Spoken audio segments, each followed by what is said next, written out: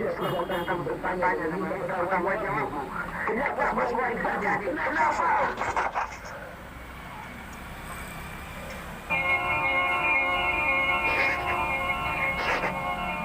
ya Bang, tidak akan marah lagi.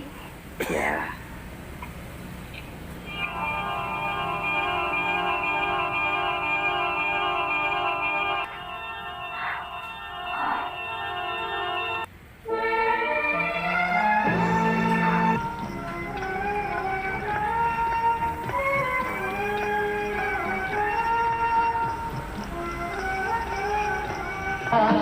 Bahagianya hati bila selalu sehati. Sudah pasti kita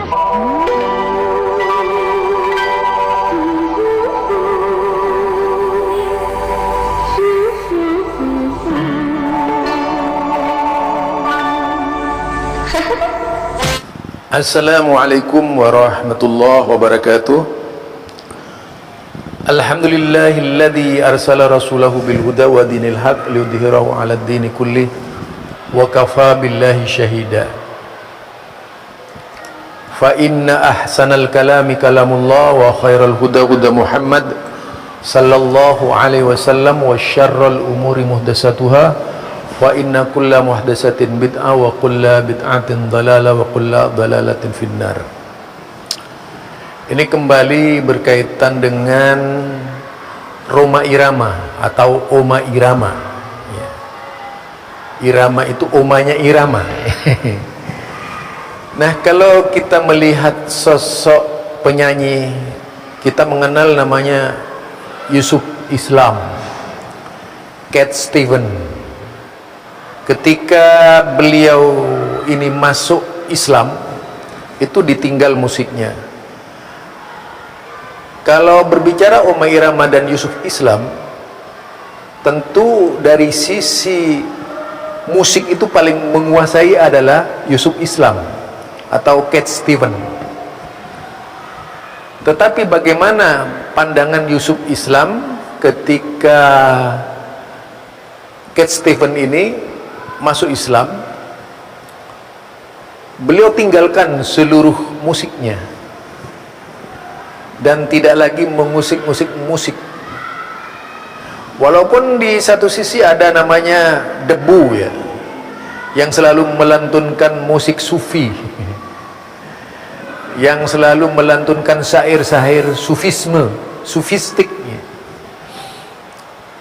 Tetapi kalau kita melihat dari paduan suara seperti debu, kemudian kita melihat Yusuf Islam dan melihat Oma Irama, maka di antara yang paling benar itu adalah Yusuf Islam. Karena Yusuf Islam kemudian benar-benar membersihkan diri, menjadi seorang muslim, menjadi seorang da'i, lalu banyak belajar Islam, menghayati kitab-kitab sunnah, dan masuk dalam yaitu pembicaraan Islam secara kafah.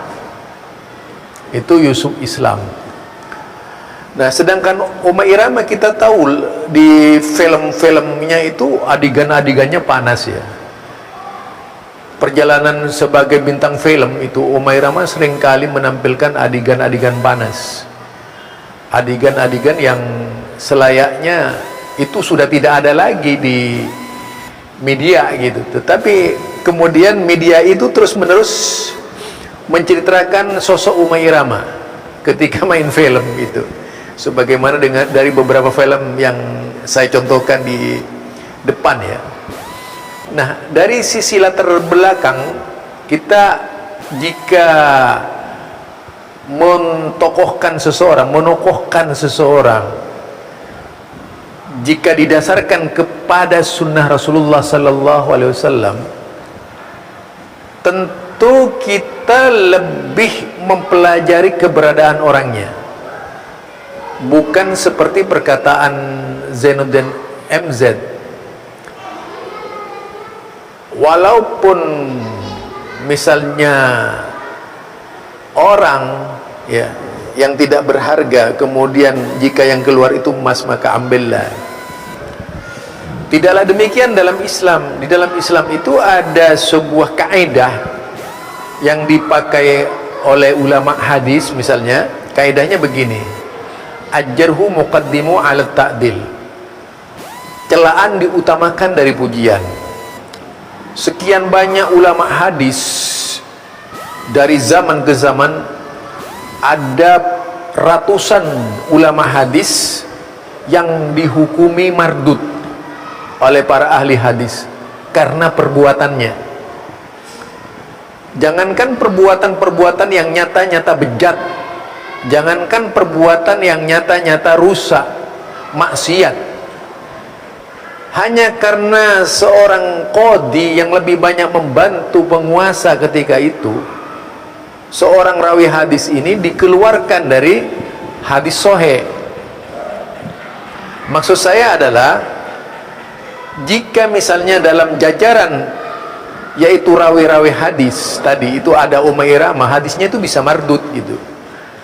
Tuh kalau kita melihat, karena membaca yaitu rekam jejak dari Rumah Irama tadi itu, kalau berbicara Rumah Irama, karena Rumah Irama ini kan tidak meninggalkan sedikit pun dari kebiasaan-kebiasaannya itu gitu, termasuk bermusik gitu. Termasuk juga dalam memberikan fatwa itu, sehingga ngelantur seperti perkataan terkait dengan isbal itu di mata kaki, padahal jelas sekali itu ma asfala minal ka'bain fa finnar, itu hadis ya. Dan hadis ini banyak dikeluarkan oleh Imam Bukhari, oleh Imam Muslim, Ibnu Majah, Ibnu Hibban, At-Tirmidzi, An-Nasa'i, Abu Daud, banyak sekali itu. Bahkan dalam kitab-kitab lainnya juga ada. Nah, gampang saja kalau misalnya mau cari di hadis tuh mausu'atul hadis, itu ahadis, atau al-bahisul hadis, itu pencarian hadis melalui Google dari berbagai kitab yang ditulis dalam bentuk PDF tuh, yang seperti kitab aslinya ya. Itu begitu banyak sekali berkaitan dengan isbal tuh. Dibahas sedemikian rupa oleh para ulama mengenai isbal itu sendiri. Kemudian juga masalah janggot, di situ banyak hadisnya tentang keutamaan orang yang berjanggot. Pahalanya orang yang berjanggot itu lebih besar daripada orang yang tidak berjanggot. Kenapa saya mengatakan seperti itu? Karena begitu disela-selai waktu mengambil wudu, ini bagian dari sunnah Nabi Muhammad sallallahu alaihi wasallam. Walaupun bagi mereka yang tidak berjenggot, yaitu tidak dipaksa untuk berjenggot, tetapi yang alami sajalah. Kalau yang tidak berjenggot itu tentu saja tidak menjadi persoalan. Ini orang yang berjenggot kemudian dipotong, ditiadakan. Padahal jika melihat di hadis-hadis Nabi, jenggot itu bagian dari sunnah. Ketika kita ngambil wudhu, diselai-selai jenggotnya itu dapat pahala gitu. Dapat pahala. Tapi kalau tidak jenggot kan tidak berpahala, tidak punya pahala. Nah, di situ luar biasa mengumpulkan pahala, karena masuk pada bagian cabang-cabang di wudu itu sendiri. Itu kalau kita berbicara tentang wudu. Isbal sudah bahas saya tadi itu, dan itu banyak hadisnya, puluhan hadis terkait dengan isbal. Ada hadis yang diulang-ulang lagi itu, walaupun juga tidak lepas dari hadis-hadis yang lemah. Termasuk berkaitan dengan cadar ya, berkaitan dengan cadar. Rupanya si Umairah ini hanya membaca Al-Quran, tidak membaca hadis, tidak membaca sejarah, tidak membaca istri-istri Rasulullah sallallahu alaihi wasallam. Ya perlu dimaklumi lah, karena memang seorang Umairah itu bisa bertindak liberal di dalam memahamkan Islam.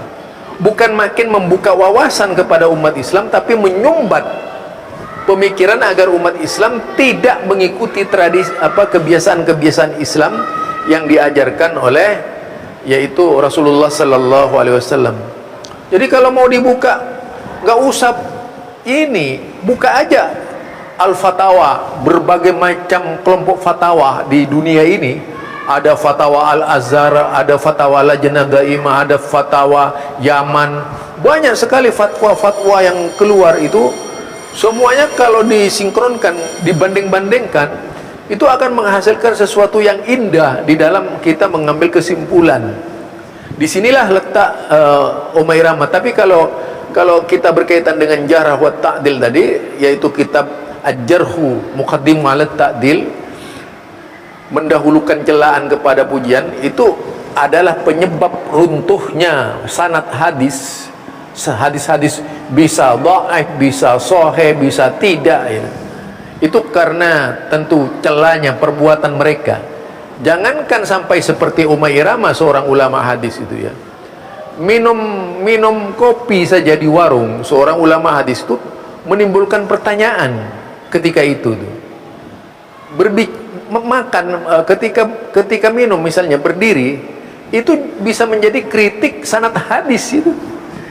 Nah itu jika kita perhatikan, apalagi misalnya main film gitu. Nah kalau sudah main film, adegan-adegan panas seperti itu, bukan saja hadisnya mardud itu, tapi bisa-bisa ditolak mentah-mentah, tidak lagi didengar. Dia yang dihukumi ya pelaku dosa besar oleh ulama hadis, bisa seperti itu. Jika kita bandingkan dengan, coba buka kitab Rijalul Hadis ya, berapa banyak ulama hadis itu kalau dibandingkan dengan ulama-ulama di Indonesia, tingkatannya sekelas ulama-ulama besar itu masih belum ada tandingnya. Al-Maqatil, seorang ulama tafsir saja, itu kadang dikeluarkan, ditahdir oleh ulama lainnya. Kita melihat tokoh-tokoh ulama hadis tidak sedikit yang ditahdir dari dahulu kala sampai sekarang. Lalu bagaimana kemudian Umairah bisa seperti itu ya? Jadi kalau Oma misalnya kita menggunakan kacamata penilaian hadis ini, gugur mereka ini, tidak masuk dalam yaitu orang yang harus diikuti gitu. Jadi kadang-kadang kan di dalam ilmu hadis itu ada hadisnya dipakai, hadisnya tidak dipakai gitu. Hadisnya dipakai. Ada orang yang itu sudah hadisnya sahih, hanya karena perkataannya itu berbeda dengan kemarin saja, itu bisa berubah hadisnya. Jadi demikian hebatnya dalam dunia Islam ini, menggunakan akademisi, pola akademisi untuk mengetahui seseorang ya. Apalagi kalau seperti kelas Islah Barawi, itu tidak luput dari tahdir ulama-ulama hadis ya, yang pada akhirnya dia tidak dimasukkan dalam kategori sebagai seorang dai gitu. Jadi bukan kacamata bukan kacamata intelijen yang dipakai kalau untuk menilai para ulama itu, yaitu menggunakan Rijalul Hadis. Ada kitab namanya Mizanul Iqtidal fi Naqdir Rijal dan sebagainya. Itulah yang akan memberikan penilaian benar tidaknya seorang ulama yang harus diikuti itu.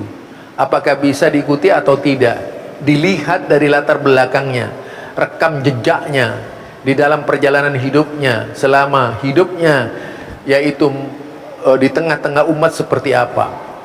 Itulah sebabnya. Jadi kalau ulama-ulama hadis ini jajarannya hebat-hebat loh. Jika dibandingkan dengan ulama-ulama kita di Indonesia, masih tinggi mereka. Tapi di kalangan mereka, penulis tafsir Al-Mikbas misalnya, itu akhirnya ditahdir oleh ulama hadis tuh. Penulis tafsir Al-Maqatil itu juga ditahdir. Bahkan seorang ulama hadis seperti Ibnu Khuzaimah pun, padahal beliau ulama hadis, itu ditahdir oleh ulama hadis yang lain. Yaitu karena diharapkan banyaknya hadis yang sampai kepada umat ini tidak tumpang tindih dengan perilaku orang-orangnya yang meriwayatkan hadis. Itulah sebabnya ada tumpukan kitab hadis namanya hadis palsu, hadis dhaif, hadis ya mungkar, hadis mardud dan sebagainya. Semuanya ada itu. Sehingga di dalam hal ini, ketika kita berhadapan dengan Umairah, seorang itu harusnya cermat, yang berbicara itu siapa gitu. Apalagi berbicaranya seperti itu sebatas mengerti hanya bagian-bagian kecil dari kaidah fikih itu. Tidak mengerti usul hadis, tidak mengerti usul tafsir. Cuman seorang Uma Irama sebagai seorang pemusik. Ya, itu saja dari saya, Zulkarnain Al-Maduri. Subhanakallahumma wa bihamdika asyhadu an la ilaha illa anta astaghfiruka wa atubu ilaik. Assalamualaikum warahmatullahi wabarakatuh.